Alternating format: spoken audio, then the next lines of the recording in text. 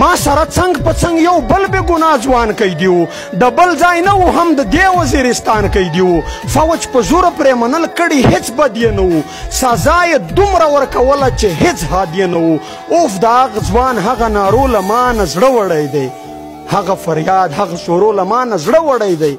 خو د یوې کیسې یې سم له ما نه زړه ویستی دی د بېخودۍ حال کې یې دا چیغه بار بار وهله چې ظالمانو د الله او د رسول په خاطر زه بې ګناه یم چې وړه لور مې یتیمه نه کړئ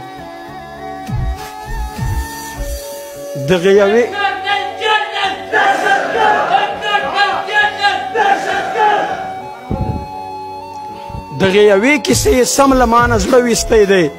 د بېخودۍ حل کې دا چیغه بار بار وهله چې ظالمانو د الله او د رسول په خاطر زه بې ګناه یم چې وړه لور مې یتیمه نه کړئ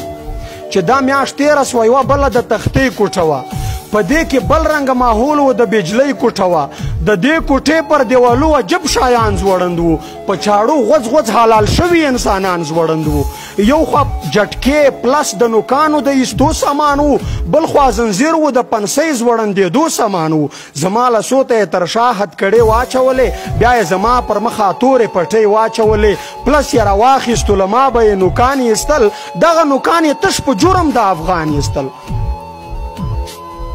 د کوټې چتره ځوړند و یو سپین درون زنځیر و د وینو بوی ترې تلو لړلی ټول په خونو زنځیر و په دې زنځیر کې به زه نیمه نیمه شپه ځوړند وم لاس یو خوا خپې بل خوا سر بل خوا عجیبه ځوړند وم د مخ له خوا یې د کرنټونو په تارو وهلم شاته پر ملا یې په چیترو او ډنډو وهلم خو خدای ګواه دی ما په دې حال کې دا شعر ویلو چې زه عام وجود یم خاورې کېږم به فاني به شمه خو که په ننګ د وطن مړ شوم قیمتي به شمه کامل اخکر ته زه د سر او ماله تېر ورګډ یم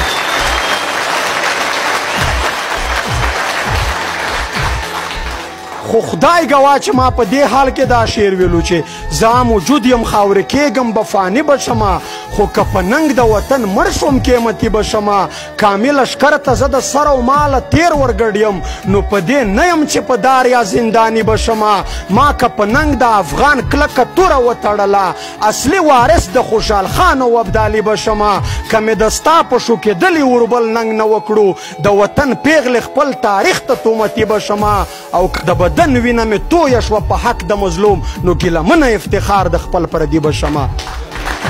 په دې کوټه کې یوه د اوسپنې چوکۍ پرته وه